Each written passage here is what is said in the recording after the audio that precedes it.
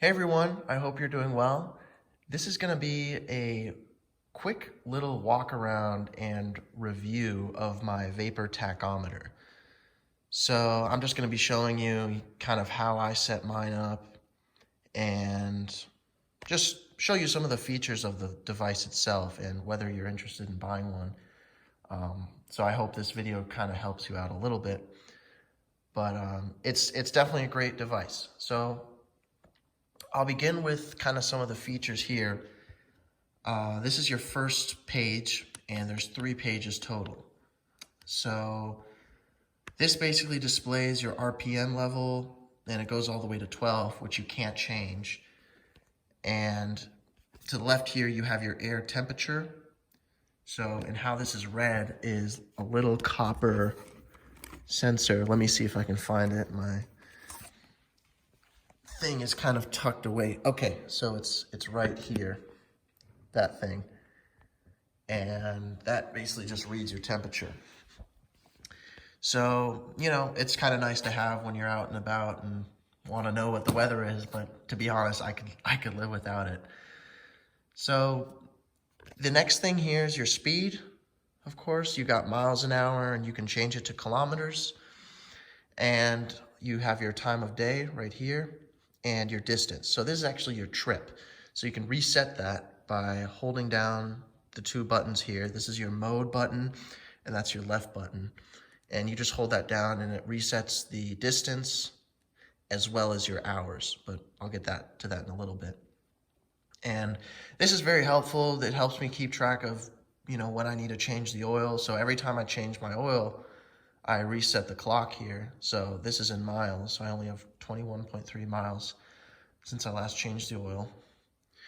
And yeah, so that's this screen right here. So this is what I use 95% of the time when I'm traveling, and it gives me everything I need. So this right here shows you your radiator temperature, and mine's hooked up to my radiator, and it uses a little copper pin like that. And you know, it's a pretty decent way of getting the temperature, but not the most accurate. If you want a slightly more accurate way, you can get an accessory from Trail Tech, and they sell you one that just bolts onto here. So yeah, if you want better reading, go with that. But to be honest, I don't really need that because I have a fan completely separate from the Trail Tech system that has its own computer and can read the temperature. It reads it actually through here. So it gets the temperature of the liquid from the radiator fluid essentially. And it does a good job. It comes on when it needs to and it gets the work done. So this to me is not really that essential either. I don't use it that much. But again, you have your speed here, and this is your stopwatch. So you can click on here and it resumes your stopwatch, and click it again to stop it. So, and again, I think to reset it, you hold the mode and left button at the same time. But yeah, that's pretty handy if you want to keep track of your trip, how long you've been going for.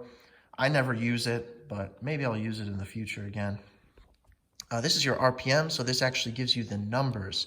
So here, this kind of gives you a rough range where you are. This will actually give you a more accurate number. So if you want to adjust your idling or whatnot, this is actually pretty helpful to have.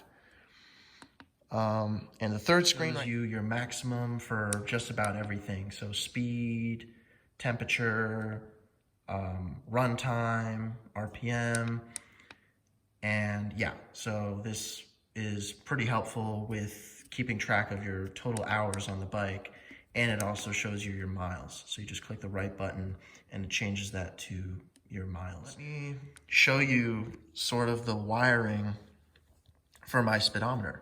So basically what I did is it connects to one of these ports and it comes out through here